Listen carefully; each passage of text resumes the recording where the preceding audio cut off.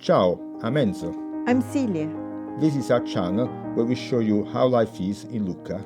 and in the Tuscan hills. I love cooking traditional food, And we love exploring our beautiful part of the world. so please subscribe and welcome. To Piazza Talk Lucca.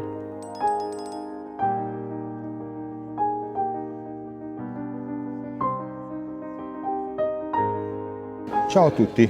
Ciao a tutti.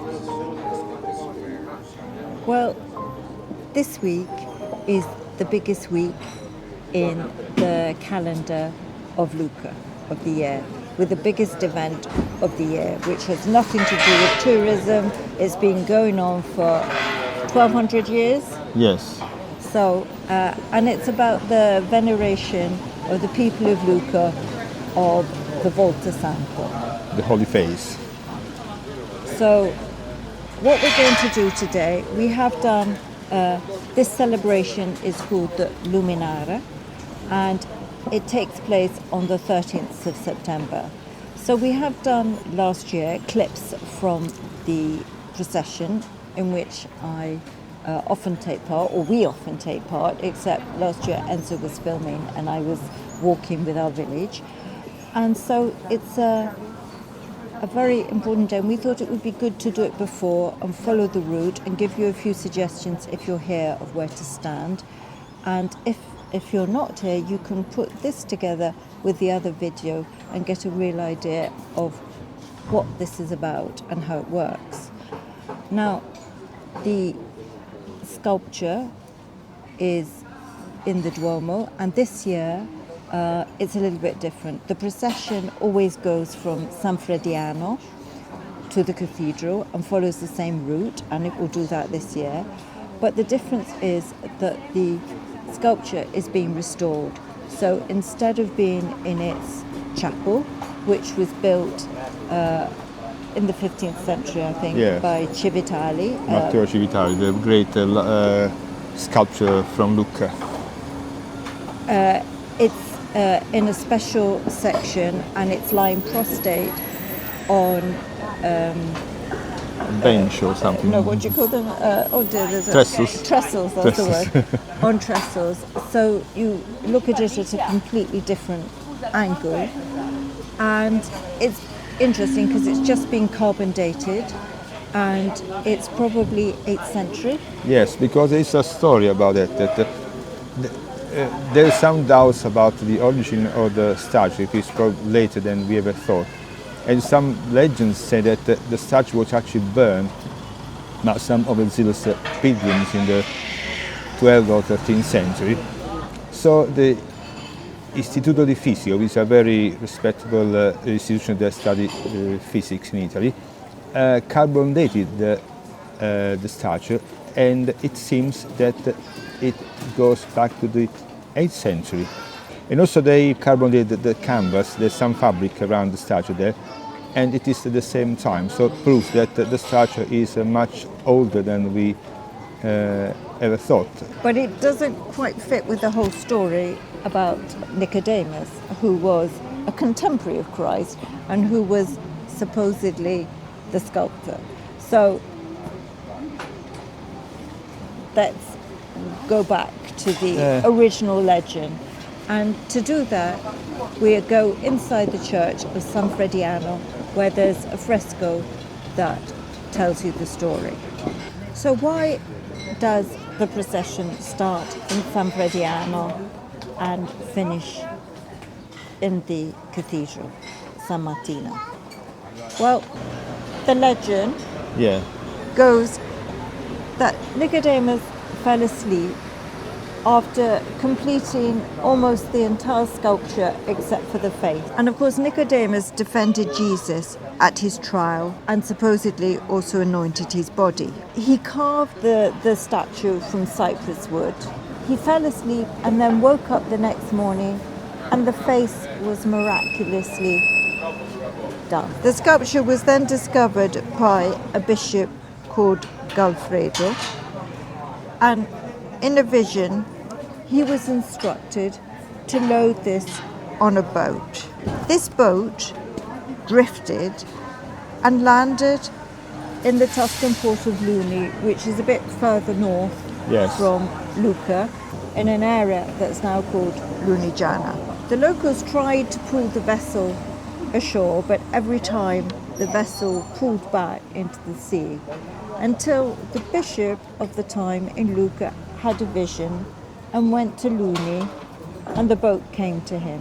The sculpture was then transferred onto a cart of oxen without a driver, and it was mysteriously brought to Lucca, to the church of San Frediano.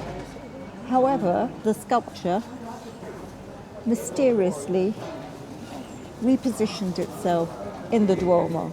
So that is why the procession starts in San Frediano Sì. and finishes in the Duomo. And it finishes with a mass. Now, usually the mass is held inside the Duomo. Yes. But this year, because of the restoration and health and safety, which always comes up everywhere, a door has been blocked off because of the restoration. It can't be held inside. So this year, the Mass will be held in the piazza outside the Duomo. But usually, all the people taking part in the procession enter the church, leave their candles, and come out the other side. After the Mass, they perform the Mottettone, which is a piece of music composed by the masters of the organ of the church. We light the candles on the walls and carry the candles because the candles recreate the atmosphere of an old Bygone time. bygone time. And I think that they flicker in a different way, whatever they say. However, it's worth coming in early because there is a real atmosphere of Lucca in preparation, and I love looking at the artifacts from the church that are sort of the lamps and things that are stacked outside San Frediano. And I think that the atmosphere is very magical in Lucca. Everybody's very happy and it's a great time of celebration for the citizens. So, before the procession starts, everybody gathers here outside San Frediano and inside the church and joins their groups. And then everybody's asked to line up behind their parishes or their associations, and they pick up their candles. And what I love is all the church paraphernalia sitting against the wall. It's an atmosphere of another time. So the procession leaves San Frediano and does the whole of Via Filungo. At the end of Via Filunga, the procession leads into Piazza San Michele.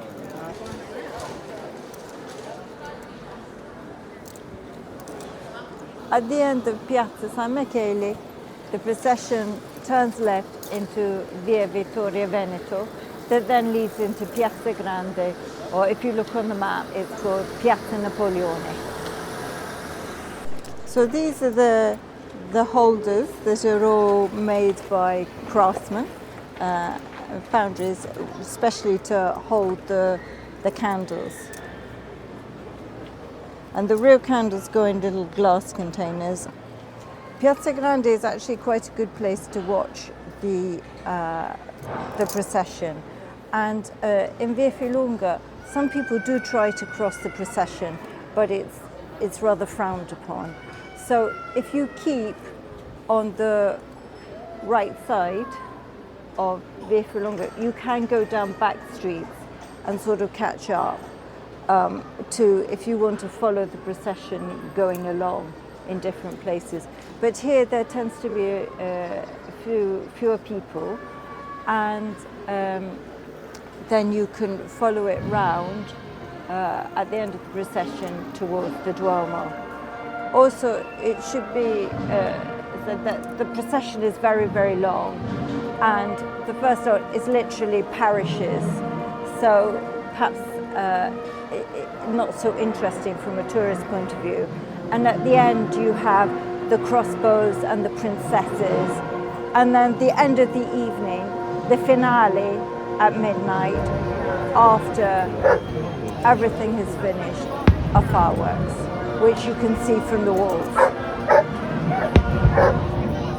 So then Piazza Napoleone or Piazza Grande then leads into Piazza del Giglio, that then goes into Via del Duomo, which is the final bit towards the cathedral.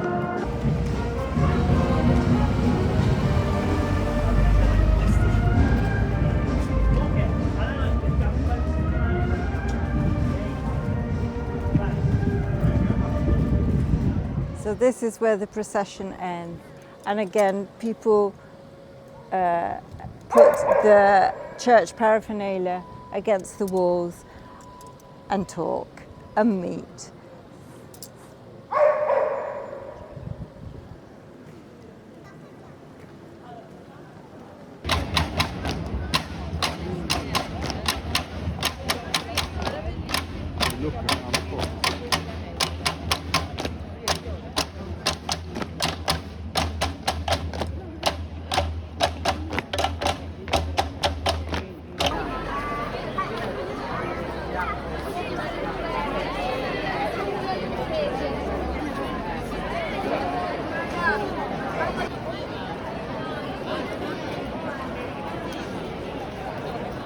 Era mio un obbligo,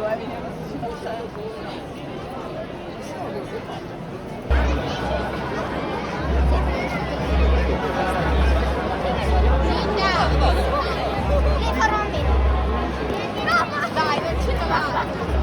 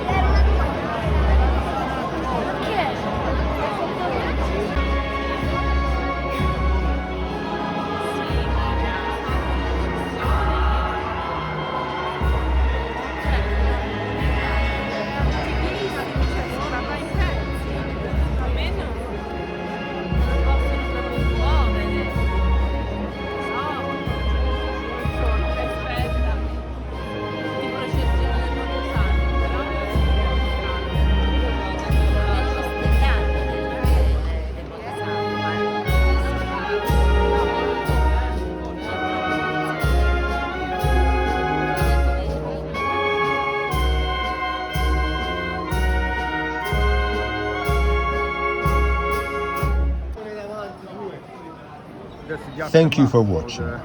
If you enjoy our videos, please subscribe, leave a like and activate the notification bell. You just need a Google account and it's free. It helps our community enormously. Thank you very much.